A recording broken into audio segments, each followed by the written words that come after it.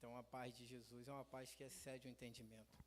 Queria convidar os irmãos para estar abrindo a Bíblia de vocês no Evangelho de Marcos, segundo escreveu Marcos, no capítulo 2, Evangelho de Marcos, capítulo 2. Nós vamos estar meditando no texto que vai do versículo 1 ao versículo 12, que vai falar sobre a cura de um paralítico em Cafarnaum. Alguns dias atrás a gente estava reunido com o pastor Ezequias ali, estudando o Evangelho de Marcos, e é brilhante, né, olhar para o Evangelho de Marcos, é empolgante ver como Marcos aqui tece a história de Jesus de uma forma incrível, né? E nessa noite a minha proposta é tentar conduzir vocês dentro dessa passagem e que a gente possa extrair algumas verdades aqui, que possa verdadeiramente mudar a nossa vida, né? Nós estamos em processos de mudanças, né? Então, todos os dias a gente muda um pouquinho e todos os dias que a gente se aproxima mais de Cristo, a tendência é a gente mudar mais e mais. O Evangelho de Marcos, no capítulo 2, diz assim, a partir do verso 1 até o 12. Dias depois, Jesus entrou de novo em Cafarnaum e logo se ouviu dizer que ele estava em casa. Muitos se reuniram ali, a ponto de não haver lugar, nem mesmo junto à porta. E Jesus anunciava-lhes a palavra. Trouxeram-lhe então um paralítico, carregado por 4 homens. E não podendo aproximar-se de Jesus, por causa da multidão, removeram o telhado, no ponto correspondente ao lugar onde Jesus se encontrava, e pela abertura desceram o leito em que o paralítico estava deitado. Vendo-lhes a fé, Jesus disse ao paralítico: Filho, os seus pecados estão perdoados. Alguns escribas que estavam ali sentados pensaram em seu coração: como ele se atreve a falar assim? Isso é blasfêmia. Quem pode perdoar pecados, a não ser um, que é Deus? E Jesus, percebendo imediatamente em seu espírito que eles assim pensavam, disse: por que vocês estão pensando essas coisas em seu coração? O que é mais fácil? Dizer ao paralítico: os seus pecados estão perdoados, ou dizer: levante-se, tome o seu leito e ande? Mas isso é para que vocês saibam que o Filho do Homem tem autoridade sobre a terra para perdoar pecados. E disse ao paralítico: eu digo a você, levante-se, pegue o seu leito e vá para casa. E ele se levantou e no mesmo instante, pegando o seu leito, retirou-se à vista de todos, a ponto de todos se admirarem e darem glórias a Deus, dizendo: jamais vimos coisas assim. Amém? Amados, o Evangelho de Marcos é um evangelho empolgante. É como se nós estivéssemos assistindo um filme de ação, para aqueles que gostam de filme de ação. Porque o Evangelho de Marcos, as histórias vão se intercalando uma em cima da outra, de uma forma sequencial, sem se preocupar com alguns detalhes que a gente vê em Lucas e que a gente vê em Mateus. Marcos, ele vai falando da vida de Jesus de forma corrente mesmo. É como se a gente estivesse diante de um filme de ação e o protagonista fosse Jesus. Marcos já começa anunciando Jesus, não fala do seu nascimento, mas já começa com João Batista anunciando a vinda dele, e sequencialmente a gente vai ver coisas brilhantes no Evangelho de Marcos. E o Evangelho de Marcos, quando a gente estava estudando e percebeu que é um evangelho que acontece muitas libertações, né? Nós vamos ver que Jesus, ele sempre foi incisivo na vida das pessoas ali, na cura, nos milagres, nas expulsões de demônios, que se manifestavam de forma grande ali. Eu até brinquei na aula dizendo que na Galiléia havia muitos demônios, né? Porque os comentários sobre os demônios são muitos no Evangelho de Marcos. Então, ela traz essa carga de evangelho. Algumas coisas a respeito de Marcos, só para a gente nos situarmos quem é esse evangelista. Ele é conhecido como João Marcos também, a gente vai ver isso lá em Atos 12, filho de Maria, de uma mulher chamada Maria, uma cristã proeminente em Jerusalém. Ele foi missionário em treinamento com Paulo, a gente vai ver isso em Atos no capítulo 13, versículo 5 ao versículo 13. Vamos também ver que ele é primo de Barnabé, se a gente for lá em Colossenses, no capítulo 4, versículo 10, e Atos, capítulo 15, versículo 36. Companheiro de Paulo em seus últimos anos de ministério, a gente vai ver isso em 2 Timóteo, no capítulo 4, versículo 11, e filho espiritual de Pedro, que é um ponto interessante aqui, né? Porque o Evangelho de Marcos, segundo os estudiosos, são as memórias de Pedro, né? Pedro foi um pai espiritual para Marcos. Então, de forma bem homilética, Pedro traz a narrativa a respeito da vida de Jesus e Marcos, com toda a sua capacidade, com todo o seu cuidado, vai redigindo esse evangelho através das memórias das memórias de Pedro.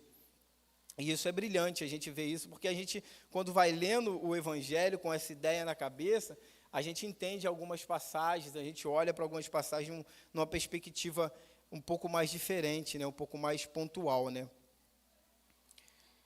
Esse evangelho, ele foi escrito para os cristãos que estavam em Roma, né? Provavelmente eles estavam passando por algum tipo de perseguição, ou então rumores de perseguições, né? E aí acreditamos que ele foi escrito com essa proposta, né? Os crentes romanos pediram para que esse evangelho fosse escrito, para que outros crentes tivessem acesso a esse evangelho, né? E aí nós vamos ver que tem uma certa variação na data, eu não vou precisar e também não vou citar elas, porque existem algumas discordâncias devido a alguns fatos, mas Carlos Oswaldo, em seu comentário, ele cita um rapaz chamado Rafael Martins, que vai apontar alguns indicadores de que provavelmente haviam rumores de perseguições naquela época. Aí ele cita alguns textos bíblicos que dão essa ênfase, né? Quando o texto diz lá em Marcos 8:38, não se envergonhar do Messias, né? Para você não se envergonhar do Messias, ou seja, o povo ali tinha que ter uma certa posição diante da crença que eles estavam seguindo, o preço de seguir Jesus, né, lá em Marcos 10, no versículo 30, a gente vai ver que havia um preço em seguir Jesus. Quando a gente pega a narrativa do Evangelho de Marcos, a gente vai ver que do capítulo 1 ao capítulo 9, alguns versículos ali, Jesus está fazendo milagres, ele está curando, ele está transformando, mas a partir do versículo 9, nós vamos ver que Jesus já chama os seus mais para perto e já começa a falar do preço que é pago para viver uma vida cristã, para viver uma vida dentro da perspectiva do reino dos céus. E a gente vai ver também lá no contexto do julgamento de Jesus, né, porque aqueles que realmente se identificavam como cristão, talvez eles passariam pelo mesmo julgamento que Jesus passou, interrogatório ali, diante dos líderes, lá no capítulo 13, versículo 11, né? E o Evangelho de Marcos, ele traz uma ideia muito gostosa de se ver e de se falar, que é um paralelo entre Jesus, o Filho de Deus, e Jesus, o Filho do Homem. Que esses dois paralelos são harmônicos, né? Jesus, ele quis comunicar com o povo essas duas naturezas dele, de uma forma gloriosa, né? Então, a gente vai ver repetindo essa ideia de Jesus, Filho do Homem, por 13 vezes, e a gente vai ver a exaltação do Filho de Deus por várias vezes, né, no Evangelho de Marcos, inclusive pela boca dos próprios demônios. Os próprios demônios reconheciam que era Jesus, e Jesus tinha que calar eles para dizer, não fale, não é o momento, não está na hora de eu me manifestar. Então, nós vamos ver essas duas naturezas de Jesus se apresentando, um Jesus, Filho de Deus, e um Jesus, Filho do homem. Filho de Deus porque é a sua identidade, é quem ele é verdadeiramente. Filho do homem traz a ideia da sua missão, o que ele veio fazer, da sua humanidade, né? Então, Jesus, ele vai se apresentar no Evangelho de Marcos dessa forma, a gente vai ver isso na leitura de Marcos.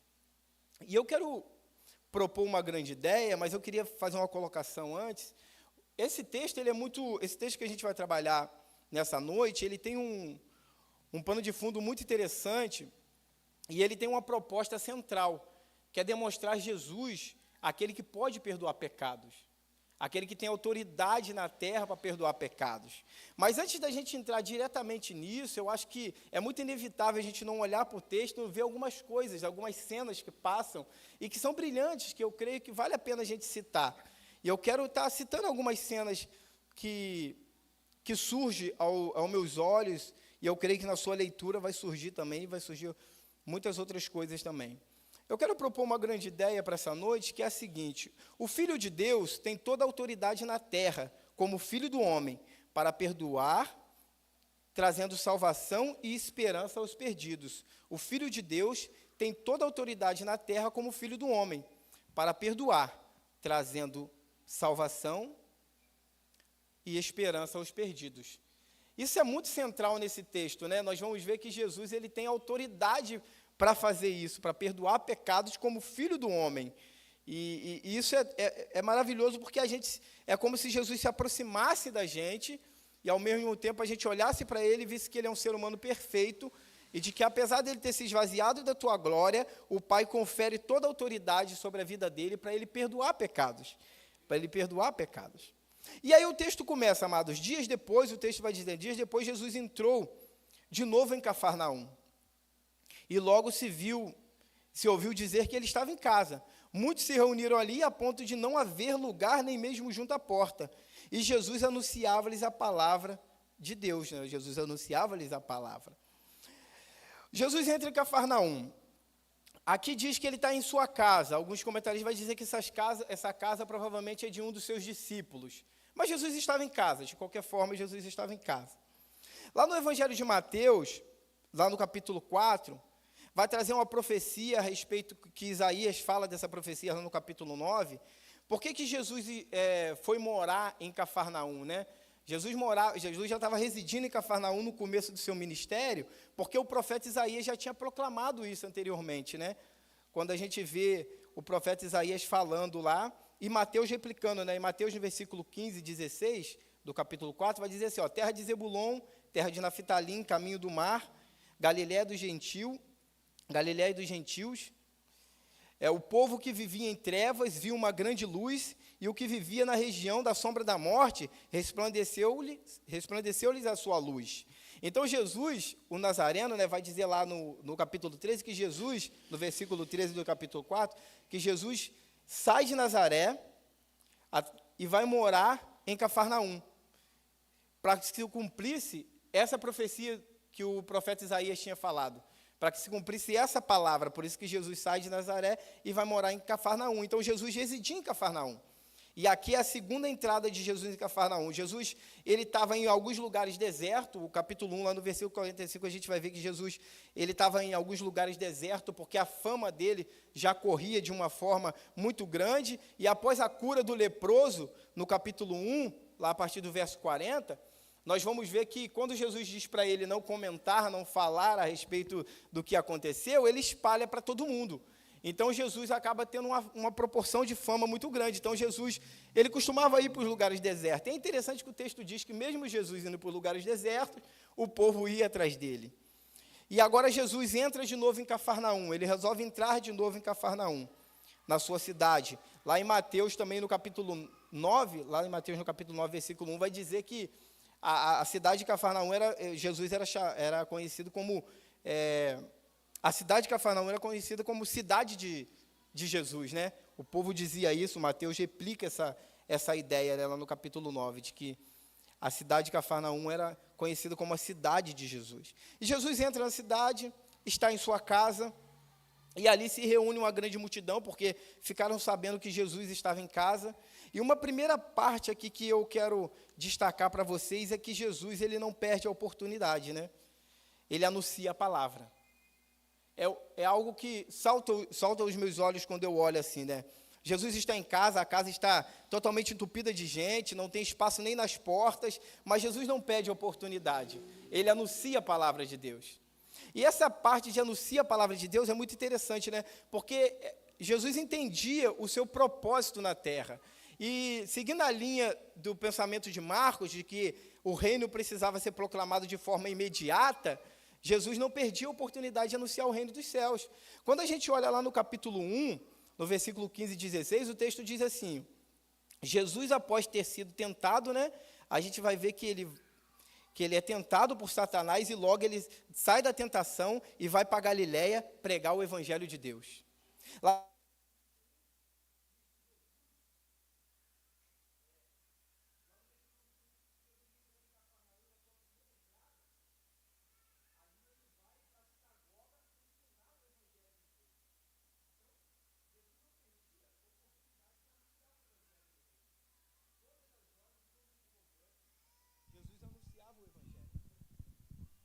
Jesus anunciava o evangelho de Deus.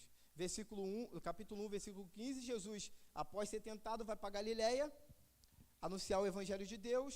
Ele entra em Cafarnaum a primeira vez, já procura logo uma sinagoga para anunciar a palavra de Deus. E Cafarnaum era uma cidade que, de certa forma, tinha sua proeminência, porque ali era um lugar bem movimentado, porque Cafarnaum ela tinha, além de uma sinagoga, tinha um posto de cobrança de impostos do Império Romano, assim como um destacamento militar que ali ficava. Então era uma cidade bem movimentada, era uma cidade estratégica para Jesus realmente começar o seu ministério. E lá no versículo 38 do capítulo 1, Jesus também diz assim, vamos a outros povoados, a outros lugares vizinhos, a fim de que eu também anuncie o evangelho ali. Então, o primeiro ponto que eu vejo aqui que salta aos meus olhos é que Jesus não perdia a oportunidade para anunciar a palavra de Deus, porque Jesus era a palavra de Deus. Jesus é aquele que deu a palavra que deu origem a todas as coisas, a palavra que trouxe salvação ao mundo. Então essa palavra precisava ser proclamada sempre, em todo o tempo. E nós vamos ver na iniciativa de todos os autores da Bíblia essa proposta, né, de anunciar a palavra de Deus. Quando a gente olha para Paulo, ele ensinando a Timóteo, lá no capítulo 4 de Timóteo, de 2 Timóteo, a Timóteo, ele incentiva Timóteo, pregue a palavra, em tempo e fora de tempo. Então, eu olho para um Jesus que não se limitava às coisas que estavam acontecendo à volta dele, ou se limitava à multidão que o apertava, mas alguém que tinha prazer em anunciar a palavra de Deus. Tinha prazer em falar da palavra de Deus, tinha prazer em deixar bem claro qual era a proposta de todo o evangelho, qual era a proposta da sua pessoa ali. Então, o primeiro ponto que eu vejo interessante aqui é esse, de que Jesus ele tinha prazer em anunciar a palavra de Deus. E o segundo ponto, meus irmãos, que é muito interessante também, eu botei aqui assim, uma fé admirada e uma frase inesperada. A frase inesperada a gente vai trabalhar no próximo ponto, que é o ponto principal desse texto. Mas nós vamos ver que, entre alguns homens em cenas aqui, entre esse paralítico em cena, e o paralítico ele tinha uma proposta no seu coração, ele queria ir até Jesus, porque ele queria ser curado. Isso era óbvio, ele era paralítico. E aí ele tem a ajuda de alguns amigos dele, 4 homens, o Evangelho de Marcos vai citar isso, os outros evangelhos também, que é Lucas e Mateus, vai citar isso também, que esse texto também se encontra lá. E eles vão carregar esse paralítico até onde Jesus estava, só que havia um obstáculo, né? Qual era o obstáculo que havia ali? A multidão tomava conta de tudo. E o evangelista Marcos diz anteriormente que até a porta estava fechada, não havia possibilidade de passar pela porta. Mas esses homens não mediram esforços, né? Eles simplesmente analisam toda a situação ali, olham para aquela multidão ali e decidem subir até o telhado, decidem acessar o telhado daquela casa. Eles calculam exatamente aonde Jesus estava, eles abrem um buraco ali, eles descem esse paralítico até Jesus. E quando Jesus olha para esse paralítico, Jesus, lá no versículo 5, diz assim, vendo-lhes a fé, Jesus disse ao paralítico, filho, seus pecados estão perdoados. O primeiro ponto, um dos pontos que eu quero citar aqui é que vendo-lhes a fé, né? É interessante como a fé, ela é admirada por Jesus. E não foi só a fé do paralítico, foi a fé daqueles que ajudavam a ele também, vendo-lhes a fé. Então Jesus é um admirador da fé, né? Ainda que talvez aqueles homens ali, ou o próprio paralítico, não entendessem o que era a fé propriamente dita, mas o autor da fé atraiu eles até a sua presença. E eles chegam ali e Jesus admira a fé deles, né? Eu lembro de Tiago, né, no capítulo 2 de Tiago, que vai falar que a fé sem obra, ela é morta. Aí com minhas palavras, eu digo que a fé com obras é admirada. Jesus olha para aqueles homens, vê-lhes a fé e admira a fé deles. Vendo-lhes a fé, Jesus declara uma palavra a ele. Então Jesus é um admirador da fé, né? E a fé é um ponto tão central na nossa vida. Vimos o pastor Ezequias pregando aqui no domingo passado sobre a galeria da fé ali, né? E como que homens se moveram através de gerações e através de décadas e de muitas situações que percorreram a vida deles com fé, com grande fé. Lá em Hebreus, no capítulo 6, diz que sem fé é impossível agradar a Deus, pois todos aqueles que se aproximam de Deus precisam acreditar que Ele existe e que ele recompensa aqueles que o buscam. Então, quando eu olho para esse paralítico, para esses homens, eu vejo que era alguém que estava buscando algo. E eles estavam buscando a cura do paralítico, mas Jesus admira essa ação deles, porque foi uma ação de fé, de alguém que vai até o mestre. Aí você pode pensar assim, peraí, mas todo mundo que tem uma necessidade vai até Deus. Nem sempre. A gente conhece muitas pessoas que têm milhões de necessidades em suas vidas, que passam por problemas complicadíssimos, mas se você falar de Deus para elas, elas não vão gostar. Elas vão excomungar muitas das vezes. Mas por que Jesus admira a fé dele? Porque eles foram até Jesus, eles se locomoveram, eles não mediram esforços. Então a fé nossa precisa vir acompanhada de obras, porque a fé com obras ela é admirada por Jesus. Ela é abraçada pelo Senhor que produz a nossa fé, que é o autor e consumador da nossa fé, segundo Hebreus 12, 2.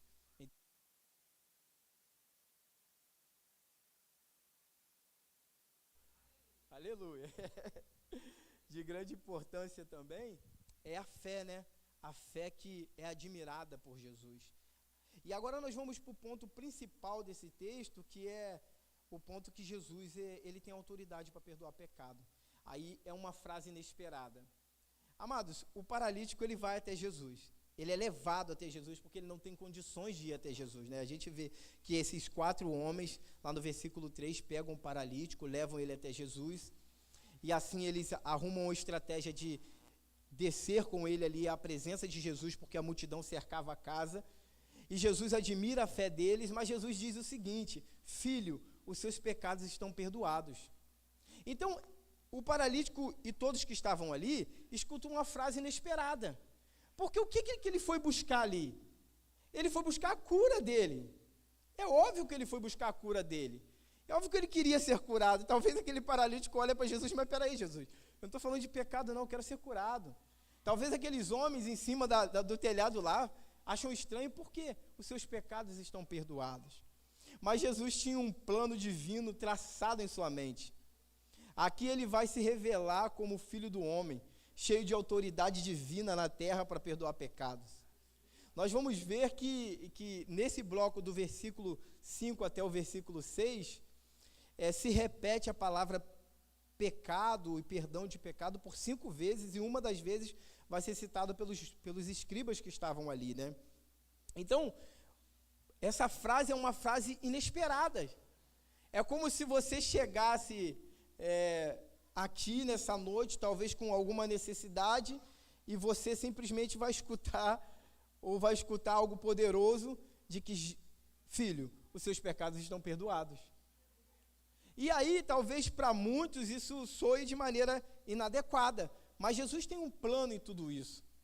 Porque, na verdade, o problema do homem é o pecado, então a gente precisa tratar da raiz primeiro. E Jesus diz para ele: filho, os seus pecados estão perdoados. É uma frase inusitada que Jesus diz. E logo, a gente vai ver que existem questionamentos no coração dos escribas, e se a gente olhar lá no Evangelho de Lucas, no capítulo 5, a gente vai ver que Lucas diz que havia fariseus ali também. Então, os escribas, os mestres da lei estavam ali, e os fariseus. E o texto no versículo 6 diz assim, versículo 6. Os escribas estavam sentados ali e pensavam em seu coração: como ele se atreve a falar isso? Isso é blasfêmia. Quem pode perdoar pecados a não ser um que é Deus?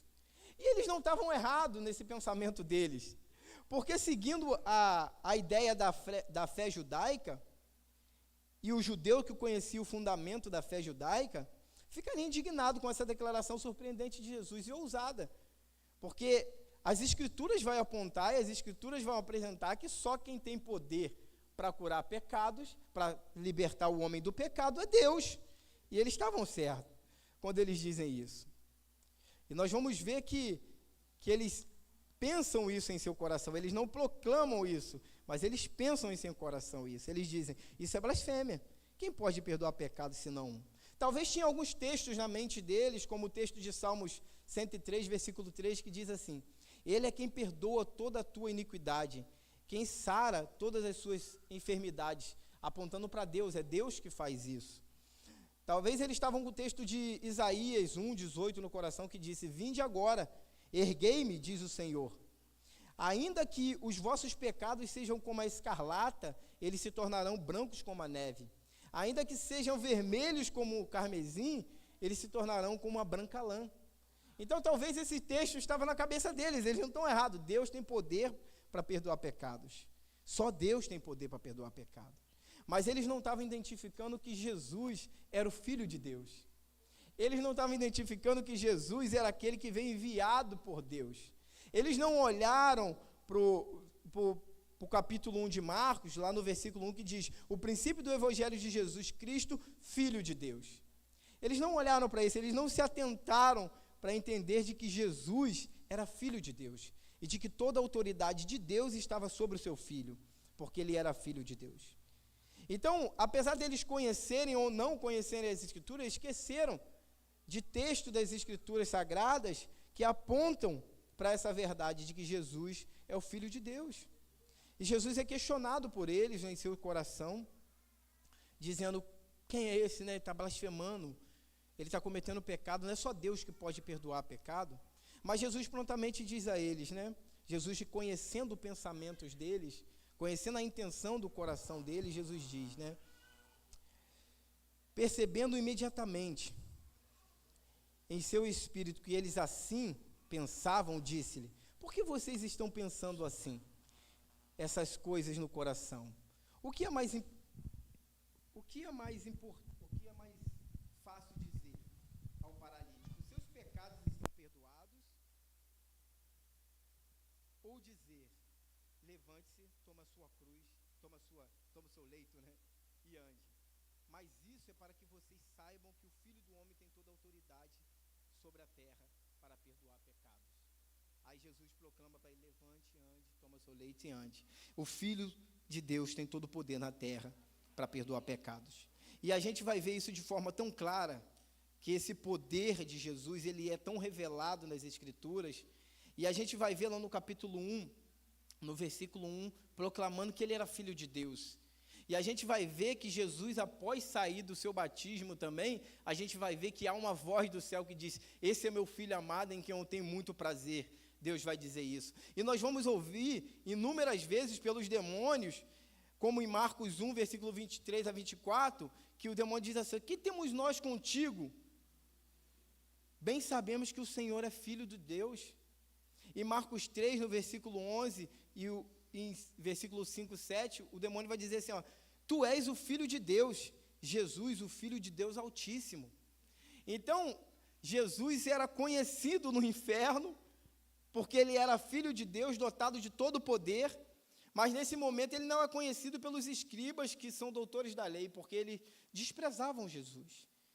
Eles estavam ali talvez para investigar Jesus, para olhar quais eram os feitos dele, para pegar ele em algum vacilo, e eles pensam em seu coração: quem é esse para falar tal coisa assim? Mas ele é Filho de Deus, dotado de toda a glória e de todo o poder do Altíssimo, e as Escrituras vão narrar isso, que ele é Filho de Deus, dotado de todo esse poder. Uma das naturezas de Jesus manifestada em todas as Escrituras, né? De que ele é Filho de Deus, de que ele tem toda a autoridade para perdoar pecados. E nós vamos ver isso, após o batismo nós vamos ver isso. Lá em Marcos 9 também nós vamos ver que quando tem aquela transfiguração maravilhosa ali, que uma nuvem toma os discípulos que estavam ali, juntamente com Jesus, e uma voz diz: olha, pode escutar ele, pode seguir ele, pode confiar nele. E essa voz é o próprio Pai dizendo, autenticando quem era Jesus, firmando quem é Jesus. Talvez isso não seria preciso, mas o Pai faz questão de fazer isso, faz questão de afirmar quem era o Filho dele, quem era o Filho dele.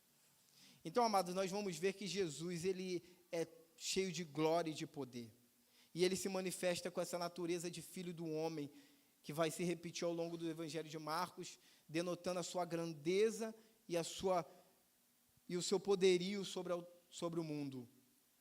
E ele se fez homem para que a gente tivesse esse acesso ao perdão. Por que Jesus, ele diz que é Filho do homem, tem todo o poder na terra?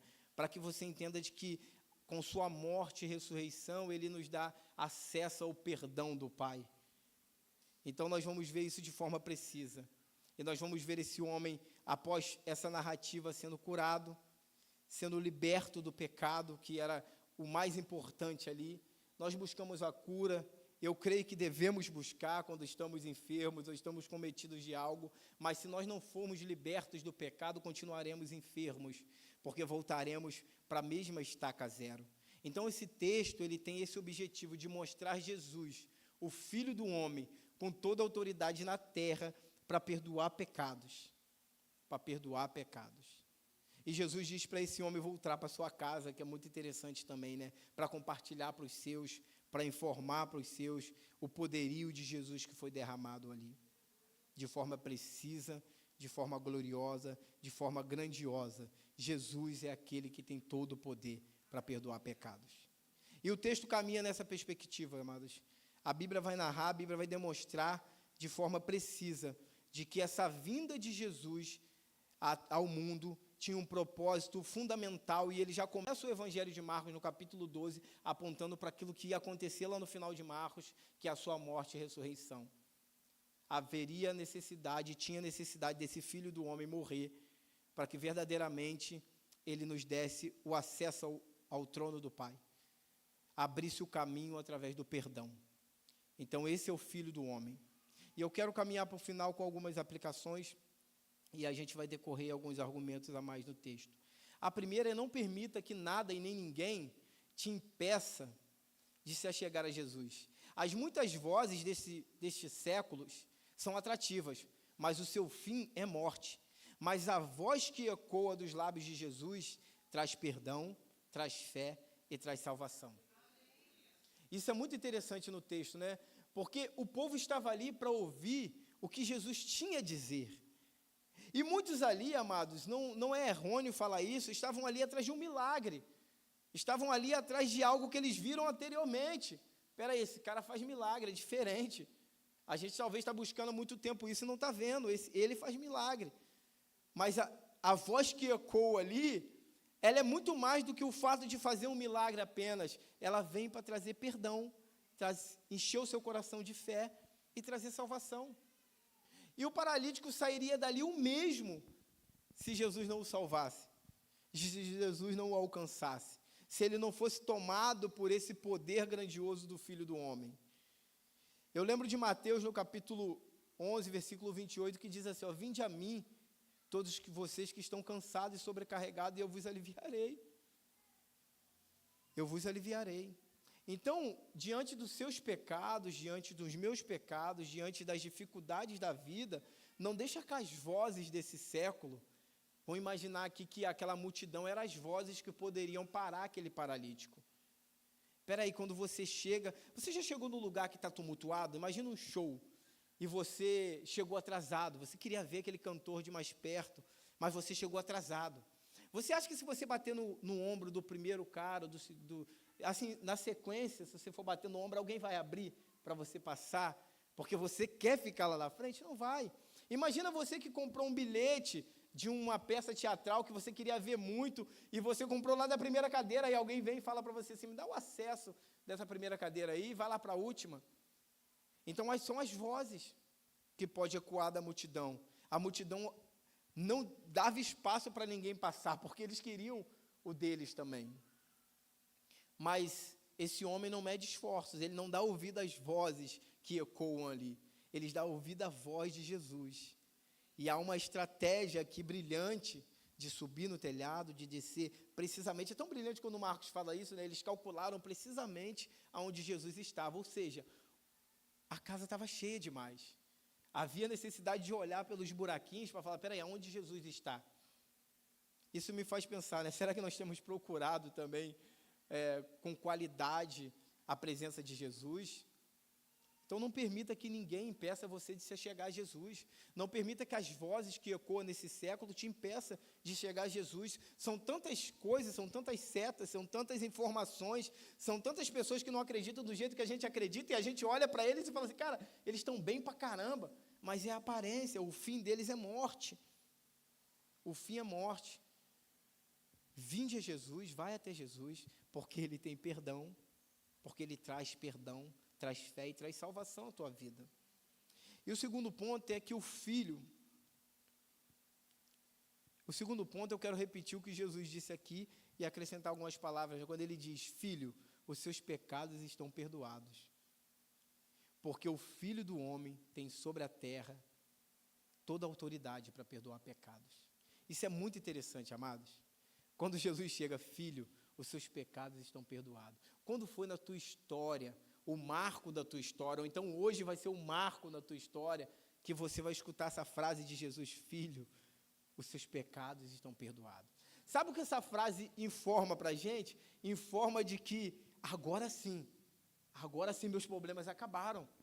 Não estou dizendo os problemas desse século, não estou dizendo os problemas da sua vida, mas estou dizendo que os seus olhos passaram a ver. Você não via. E os seus olhos passaram a ver: filho, os seus problemas estão perdoados, porque Jesus tem todo o poder sobre a terra. E interessante, né, essa palavrinha sobre a terra, lá no versículo 10, Jesus diz isso. É uma preposição que indica que algo está numa posição superior em relação ao outro ponto. E Jesus estava nessa posição. Jesus poderia proclamar essa palavra porque ele estava nessa posição superior ao pecado, superior aos homens, porque ele era um homem perfeito. Ele era um homem perfeito. Por que Jesus tem essa legalidade de dizer: filho, os seus pecados estão perdoados? Porque ele se entregou como sacrifício vivo pelos nossos pecados. Ele fez isso. Ele se entregou como sacrifício vivo pelo meu e pelos seus pecados. Por isso ele tem legalidade de dizer isso. Jesus é o Filho do homem, o servo sofredor de Isaías, no capítulo 53. O cordeiro que foi levado ao matadouro, para que através da sua morte e ressurreição, nós tivéssemos acesso livre ao Pai. Então o acesso foi aberto através da sua salvação. Fomos remidos dos nossos pecados. Efésios, no capítulo 2, versículo 1, diz assim, ó: Ele lhes deu vida quando vocês estavam mortos em suas transgressões. Efésios, no capítulo 1, versículo 7, diz assim, ó: nele temos a redenção pelo seu sangue, a remissão dos pecados, segundo a riqueza da sua graça.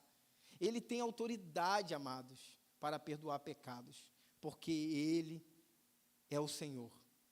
Porque ele é poderoso, porque ele é glorioso, porque ele se entregou por nós na cruz do Calvário. 1 Coríntios diz que Jesus, ele nos comprou. Lá em 1 Coríntios, no versículo 7, no capítulo 7, versículo 23, diz assim, ó, que nós fomos comprados por preço elevado. E tem um conselho ali para que nós não nos tornemos a escravidão. Porque nós fomos comprados. Porque o perdão de Jesus é proclamado a esse homem, a nossa vida hoje: filho, seus pecados estão perdoados. Porque nós fomos comprados por ele a preço de sangue. Ele pagou um alto preço por nós. E o que nós temos que responder a partir desse momento, entendendo isso? Nós temos que tomar o nosso leito, é firmar o nosso caráter, é fugir da aparência do mal, é dizer não ao pecado, é não dar legalidade a ele, é dominar aquilo que dá para dominar. A gente não consegue dominar tudo, mas dominar aquilo que dá para dominar, debaixo da graça de Deus. Lá em Atos, no capítulo 20, versículo 28, a parte B do versículo, quando está sendo proclamada a igreja, ele diz só que ele nos comprou, repetindo a mesma ideia de cima, ele nos comprou com o seu sangue. Deus nos comprou com o sangue do seu próprio Filho. Então, olha como que você foi uma joia caríssima, mesmo não merecendo. Uma joia caríssima, comprada pelo sangue de Jesus. Ter os nossos pecados perdoados por Jesus significa sermos salvos da justa ira de Deus, que nós vamos ver lá em Romanos, no capítulo 5, versículo 6 a 11. Justa porque ele é um filho de Deus, porque ele tem a natureza divina. Então, a ira de Deus era justa sobre a nossa vida, mas ser perdoado por Jesus significa que nós fomos libertos da ira justa de Deus. O servo sofredor que assume a forma humana para receber sobre si as nossas transgressões. Ele pode nos salvar. Ele tem autoridade para perdoar nossos pecados. E para que isso aconteça, temos que crer que Jesus Cristo é o Senhor. É aquele que veio nos redimir dos nossos pecados. E essa é a nossa necessidade maior como seres humanos. Qual é a sua necessidade maior? Se alguém perguntar para você, talvez de uma forma espontânea, qual é a sua necessidade maior? Ser liberto do pecado. E muitos de nós podemos dizer, nós fomos libertos do poder do pecado. Mas você peca, nós pecamos, mas nós temos um Senhor a quem voltar, a quem pedir perdão, a quem nos reconciliar. Então, a proposta desse texto é maravilhosa, é te mostrar que Jesus, o Filho do Homem, com essa natureza dele de Filho do Homem, tem toda a autoridade na terra para te perdoar dos seus pecados. E aí você diz assim, mas poxa, eu já sabia disso. Mas você está escutando de novo para você glorificar Ele pelo que Ele fez por você. É só você olhar para a sua história, eu olhar para a minha história, da onde Ele nos tirou. É só a gente olhar para a nossa vida agora, o que nós cometemos ontem, e Ele não fez com que isso nos culminasse em uma desgraça total. Ele nos deu acesso ao trono para que a gente venha se redimir dos nossos pecados, a gente venha realmente se achegar a Ele e pedir perdão pelos nossos pecados, se arrepender verdadeiramente e escutar a voz que ecoa do santo trono dEle, que é filho, os seus pecados estão perdoados. Então vai para casa com essa ideia, que isso perturbe teu coração, filho, os seus pecados estão perdoados. E se você não sabia disso, se você tem necessidade de escutar isso mais uma vez, a gente vai proclamar sempre, a igreja vai estar proclamando sempre, filho, os seus pecados estão perdoados. O Filho do Homem tem essa autoridade. Então, para resolver os seus problemas de pecado, você tem que procurar a pessoa certa, você tem que ir no lugar certo, você tem que procurar Jesus. Você tem que se deleitar na verdade de Jesus. Você tem que se escorar nos braços de Jesus e falar, Pai, me pega, me salva, me cura, me liberta, me ensina o caminho que eu devo andar. O Filho de Deus tem toda a autoridade na terra como Filho do Homem para perdoar e trazer salvação, perdoar, trazendo salvação e esperança aos perdidos. Nós somos perdidos, nós éramos perdidos, e o Filho de Deus, com toda a sua autoridade, tem esse poder para nos transformar. E esse homem sai daqui, transformado por Jesus. O versículo 11 diz, eu digo a você, levante-se, pega o seu leito e vá para a sua casa. E ele se levantou, e no mesmo instante, pegando o seu leito, retirou-se, à vista de todos, a ponto de todos admirarem e darem glórias a Deus, dizendo, jamais vimos coisas assim. A gente sabe que o povo aqui, alguns deles eram mentirosos, né? Porque eles viram Jesus fazendo outras coisas.